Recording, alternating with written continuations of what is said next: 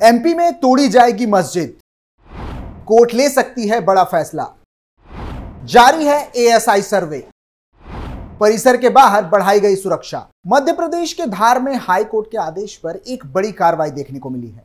High court के इस आदेश के बाद एमपी के धार में भारी पुलिस बल तैनात किया गया है। दरअसल इंदौर हाई कोर्ट ने हाल ही में भोजशाला मंदिर मस्जिद विवाद को लेकर एक आदेश जारी करते हुए एएसआई सर्वे की अनुमति प्रदान की थी, जिसके बाद से ही मध्य प्रदेश के धार में माहौल गरमाया हुआ है।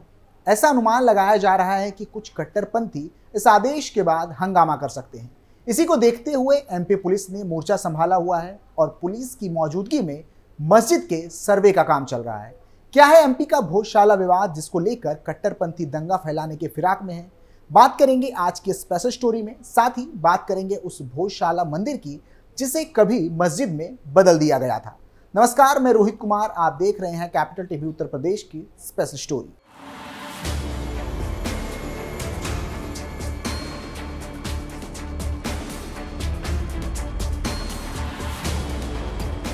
बता दें कि मध्य प्रदेश के धार जिले में मंगलवार यानी कि 26 मार्च 2024 को बड़ी संख्या में हिंदू श्रद्धालुओं ने भोजशाला पहुंचकर पूजा अर्चना की। इस दौरान हनुमान चालीसा का पाठ और सरस्वती स्तुति के साथ हवन और आरती भी की गई। इस बीच हाईकोर्ट के आदेश पर भोजशाला का वैज्ञानिक सर्वे भी जारी रहा और एएसआई की टीम ने लगातार 5वें दिन भोजशाला में पहुंचकर साक्ष्य जुटाने का काम किया। हालांकि सर्वे के दौरान किसी भी प्रकार की फोटोग्राफी और वीडियोग्राफी पर प्रतिबंध लगा दिया गया था। रिपोर्ट के मुताबिक मंगलवार 26 मार्च 2024 की सुबह से श्रद्धालुओं का भोजशाला में पहुंचने का सिलसिला शुरू हो गया था। बता दें कि यहाँ हर मंगलवार को हिंदू समुदाय के लोग पूजा अर्चना करते हैं। बताया जा रहा है कि इस बार श्रद्धालुओं की भीड़ अन्य दिनों की अपेक्षा लगभग 4 गुना अधिक थी। इस दौरान भोजशाला के गर्भगृह में माता वाग्देवी की तस्वीर रखी गई थी। फिर यहाँ फूल और अक्षत चढ़ाकर पूजा किया गया था। इसके बाद सरस्वती श्रोत और हनुमान चालीसा का पाठ होने के साथ आरती और हवन भी किया गया था। इस बीच श्रद्धालुओं के प्रवेश के दौरान भोजशाला पर सुरक्षा व्यवस्था के कड़े इंतजाम किए गए थे। गेट पर सुरक्षा कर्मियों की तैनाती के साथ मेटल डिटेक्टर भी लगाए गए थे। मुख्य मार्ग पर बैरिकेडिंग की गई थी, जिसमें से एक एक व्यक्ति को प्रवेश करवाया जा रहा था और दर्शन करने आए लोगों के मोबाइल फोन बाहर ही जमा कर लिए गए थे। बता दें कि बीते शुक्रवार से ही यहाँ पर सर्वे का काम शुरू कर दिया गया था। अब इसी सर्वे के आधार पर तय होगा कि यहाँ पर पूजा होगी या फिर नमाज का अधिकार दिया जाएगा। हालांकि सर्वे को रोकने के लिए मुस्लिम पक्ष ने सुप्रीम कोर्ट में याचिका दाखिल की थी, लेकिन सुप्रीम कोर्ट ने सर्वे पर रोक लगाने से इनकार कर दिया था। आइए अब जानते हैं कि इस पूरे विवाद के बारे में, जिसको लेकर मामला हाई कोर्ट से लेकर सुप्रीम कोर्ट तक पहुंचा है। क्या है भोजशाला मंदिर का इतिहास? धार जिले की ऑफिशियल वेबसाइट के मुताबिक भोजशाला मंदिर को राजा भोज ने बनवाया था। राजा भोज परमार वंश के सबसे महान राजा थे, जिन्होंने 1000 से 1050 ईस्वी तक राज किया। इस दौरान उन्होंने साल 1034 में एक महाविद्यालय की स्थापना की थी, जिसे बाद में भोजशाला नाम से जाना गया। यहाँ दूर दूर से छात्र पढ़ने आया करते थे। कौन सी देवी का है मंदिर? भोजशाला मंदिर में शिक्षा की देवी मां सरस्वती का मंदिर है। राजभोज के कॉलेज के निर्माण के दौरान ही इस कॉलेज में मां सरस्वती वांग देवी की मूर्ति की स्थापना करवाई थी। यहाँ दूर दूर से छात्र पढ़ने आया करते थे। कैसे मंदिर से मस्जिद बन गया भोजशाला? बताया जाता है कि 1305 ईस्वी में अलाउद्दीन खिलजी ने भोजशाला पर हमला किया था, जिसके बाद से यह जगह पूरी तरह से बदल गई थी। कुछ मीडिया रिपोर्ट्स के मुताबिक 14 से 1 ईस्वी में दिलवार खान गौरी ने भोजशाला के एक हिस्से में और 1514 ईस्वी में महमूद शाह खिलजी ने दूसरे हिस्से में मस्जिद बनवाया था। 19वीं शताब्दी में एक बार फिर इस जगह बहुत बड़ी घटना हुई। उस समय खुदाई के दौरान सरस्वती देवी की प्रतिमा मिली, जिस प्रतिमा को अंग्रेज अपने साथ ले गए, जो अभी लंदन संग्रहालय में मौजूद है। इस प्रतिमा को वापस भारत लाने के लिए भी विवाद चल रहा है। कैसे शुरू हुआ भोजशाला विवाद? देश की आज़ादी के बाद भोजशाला में पूजा और नमाज को लेकर विवाद बढ़ने लगा। विवाद कानूनी लड़ाई में बदल गया। इसी दौरान 1995 में हुई घटना से बात और बिगड़ गई, जिसके बाद प्रशासन ने मंगलवार को हिंदुओं को पूजा और शुक्रवार को मुस्लिम समाज को नमाज पढ़ने की अनुमति दे दी। फिर 1997 में प्रशासन ने भोजशाला में आम नागरिकों के प्रवेश पर प्रतिबंध लगा दिया।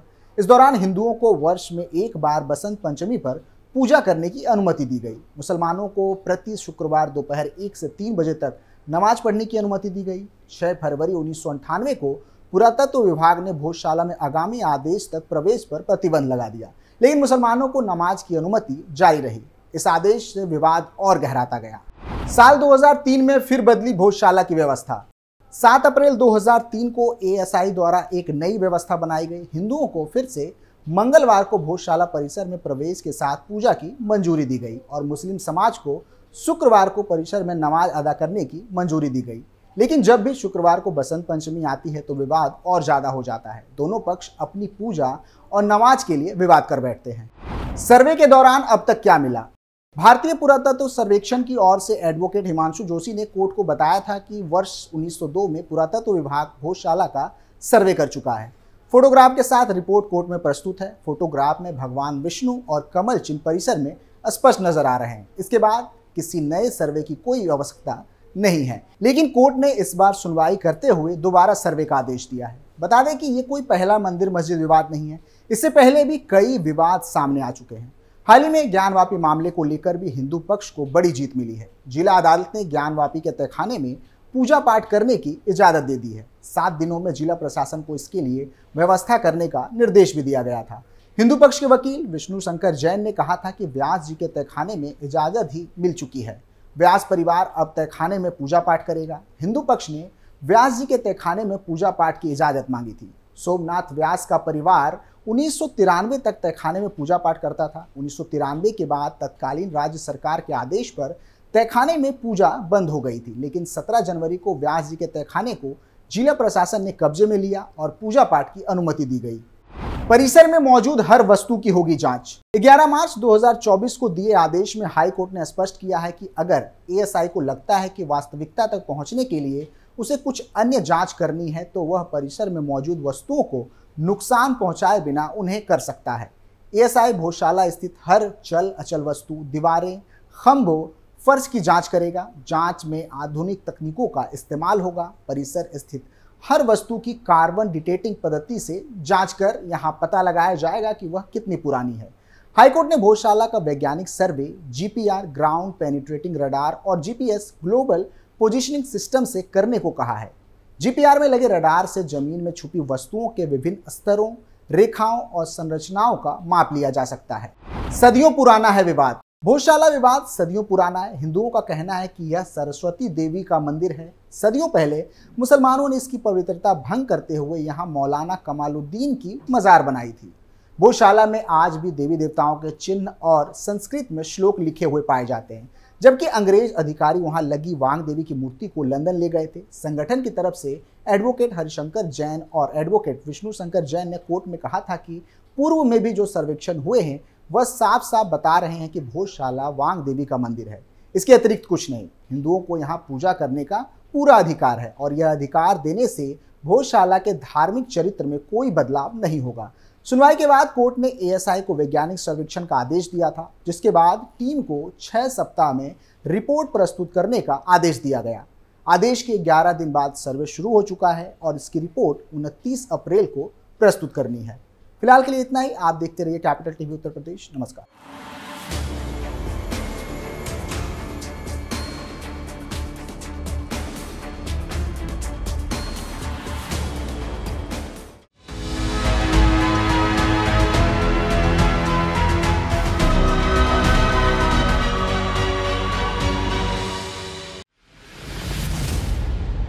मैं राजनीति करता नहीं, पर राजनीति को बहुत गहरे तक समझता हूं।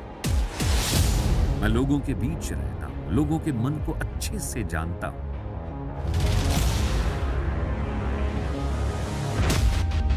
पब्लिक और पॉलिटिक्स की हर नब्ज को खूब पहचानता हूं।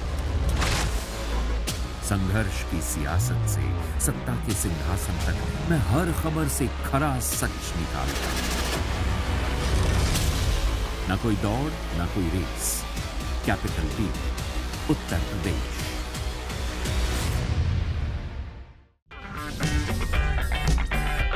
अगर आपको हमारा वीडियो पसंद आया हो तो इसे लाइक करें, हमारे चैनल को सब्सक्राइब करें और हाँ, बेल आइकन दबाना ना भूलें ताकि आप तक हमारे वीडियो की नोटिफिकेशन पहुंचती रहे। आप अपना सुझाव हमें कमेंट बॉक्स में दे सकते हैं। हमारे साथ जुड़ने के लिए शुक्रिया।